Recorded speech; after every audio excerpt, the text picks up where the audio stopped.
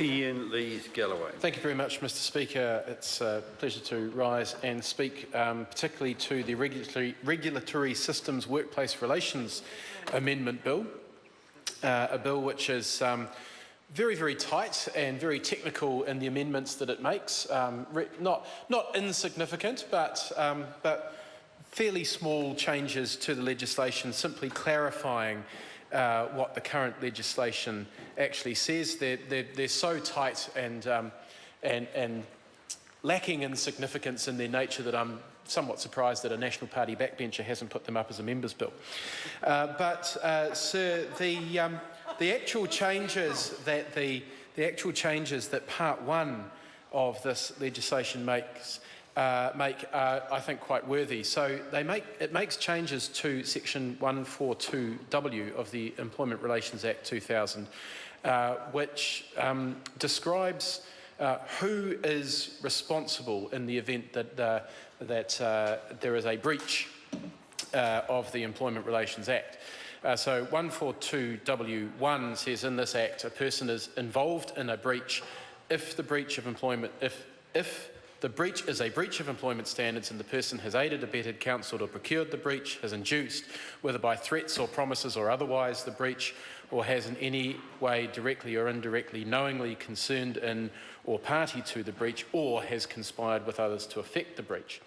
And then Section 2, 142W2 says, however, if the person is in breach is a company, partnership, limited partnership or sole trader, a person holding a position in relation to the person in breach may be treated as a person involved in the breach only if the person is an officer of the person in breach. And if ever there were a clause in need of tidying up and clarification, that would be it.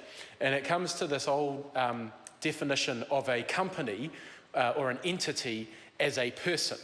And it gets very complicated and somewhat tongue-twisting when we talk about a person, an actual human person, who is involved in that entity, which is also described as a person, which is what this clause does. And so I must congratulate the officials within MB who have sought to tidy this up, which they do with the new 142W brackets 2, which says, however, if the breach is a breach by an entity, such as a company, partnership, limited partnership or sole trader, a person, that being a human person, who holds a position in the entity may be treated as a person involved in the breach only if that person is an officer of the entity.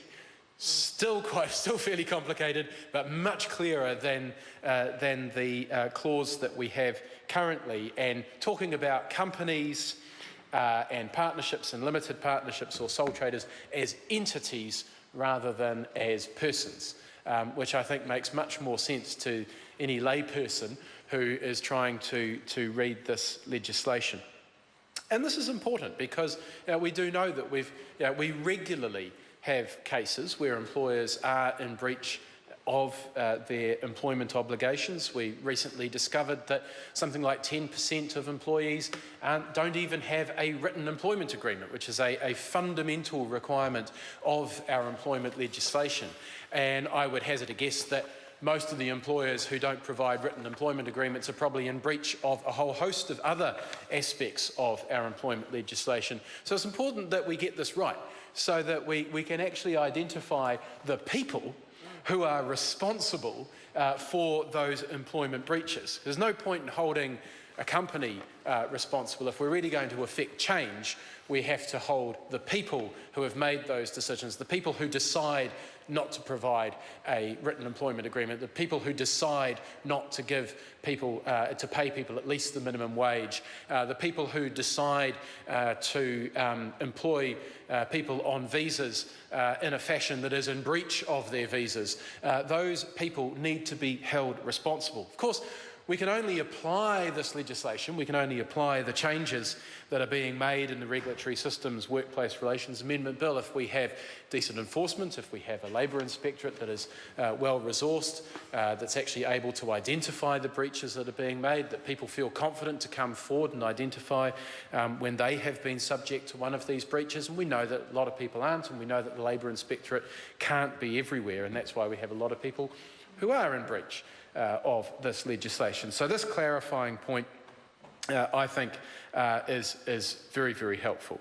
I should note that new 142W3 continues on with the change to actually identify an entity as an entity rather than a person in each of those situations, such as a person occupying the position of director of a company, if the entity is a company, a partner of the entity as a partnership, a general partner if the entity is a limited partner, a partnership, and so on and so forth. So that's a very useful change, clarification of the legislation, and needs to be applied a bit more vigorously, I think, perhaps, than it is currently being applied.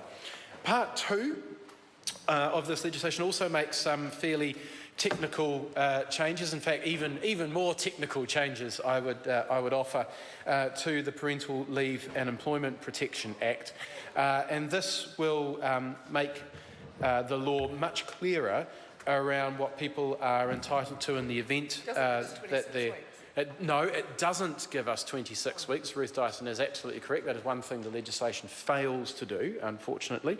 But we will get there one day when we change the government. But what it does do is it makes it clearer what people are entitled to in the event that their baby is born preterm, in terms of when their entitlement to paid parental leave actually begins.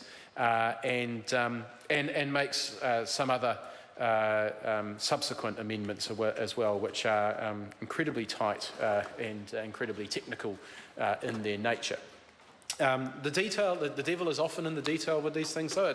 I'm glad that this legislation is going to Select Committee, because often this House can consider changes that we believe are technical, which we are led to believe are technical changes, and are just tidying up drafting errors or anomalies in the legislation, or seeking to clarify the legislation, which can often hold a few fishhooks within them. So although we are promoting this as reasonably technical changes, I do encourage those who have knowledge around these pieces of legislation, particularly the Employment Relations Act and the Paid Parental Act, those who have knowledge around this to consider these changes, make submissions if you feel it's necessary. Come and share your thoughts with us at the Select Committee, because we do need to make sure we get these right. And I've read on more than one occasion where a court is trying to interpret what Parliament was trying to achieve with a piece of legislation, and much of the debate is around how the changes are technical in nature, and there's not much debate around the substance of them, and it leaves the court at a bit of a loss as to what Parliament actually meant by perhaps legislation which itself was not spectacularly well drafted. So, sir, with those few thoughts on this legislation, I look forward to it proceeding to Select Committee. I'm glad this is being done as a set of omnibus bills. That is a good way to proceed with changes like this, and I hope that members of the National Party backbench take heed and acknowledge that there are better ways of making these changes than by filling up the ballot of the members' bill ballot with bills when we could be filling it up with things that make far more meaningful change than some of the offers that we've had lately.